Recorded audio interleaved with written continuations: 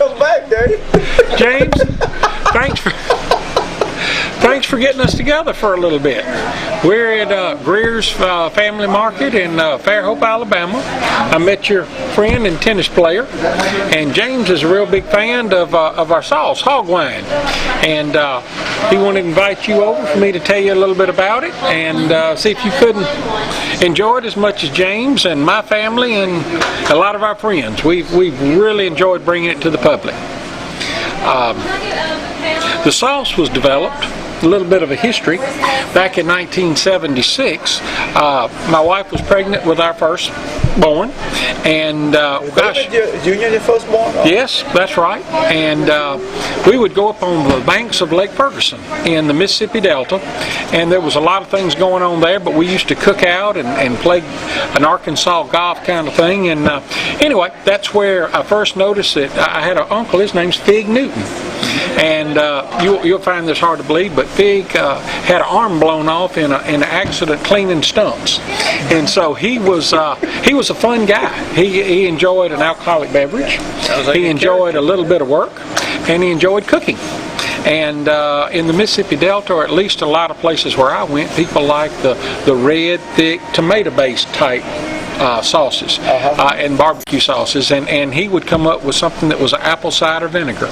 So I've expanded on what Fig had an idea of. I don't know that he would recognize it today, but he's the one that gave me the idea that you can do something other than something thick and red and tomato based. So anyway, this was born the sauce called HogWine.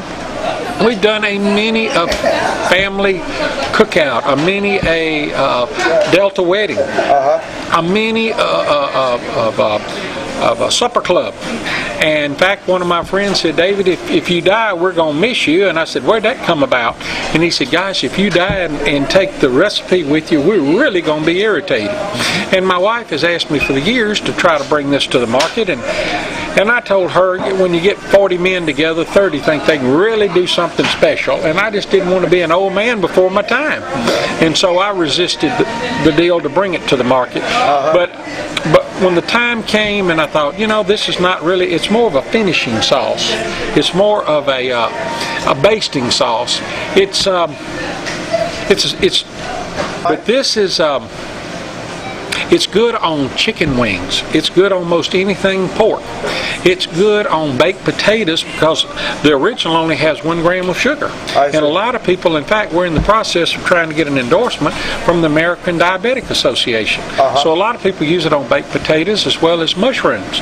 We're in the Viking cooking school, the Viking appliances, with them trying it with the portobello mushrooms. So it's just been a universal sauce. It's not hot. You can add your own heat to it, but it has a blend of where it works with the foods that you're cooking. That's the reason why it's got such a variety with pork, chicken, and fish. A lot of people put it on vegetables. It's just a really unique sauce, and we're proud that it's had the success, and we've made a lot of people smile.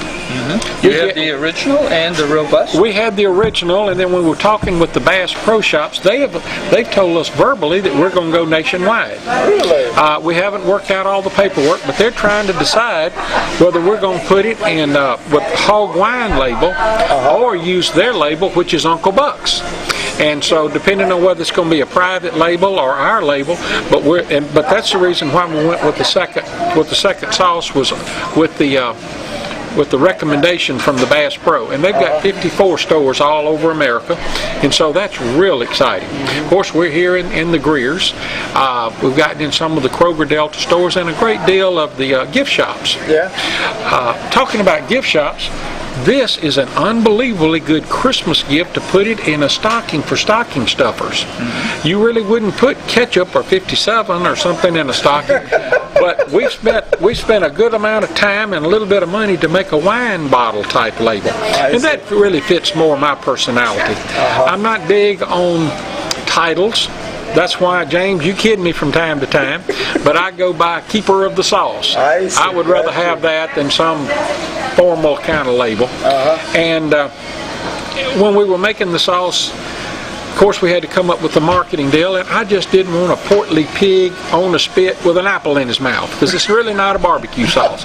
So this is, we wanted something that really conveyed the quality on the inside with the outside of the bottle, and we hope we've got it. Right. But so many people have enjoyed it. We get emails all over the country.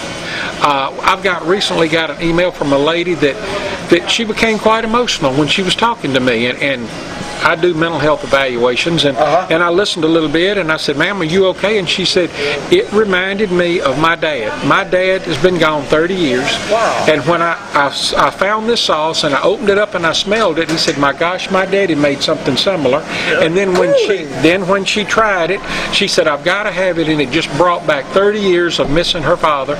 And we talked probably 10 or 15 minutes, and she said, "Where can I find it?" She lived in the hills of the Mississippi, and I told her to find it in Winona at a gift shop there, a pharmacy.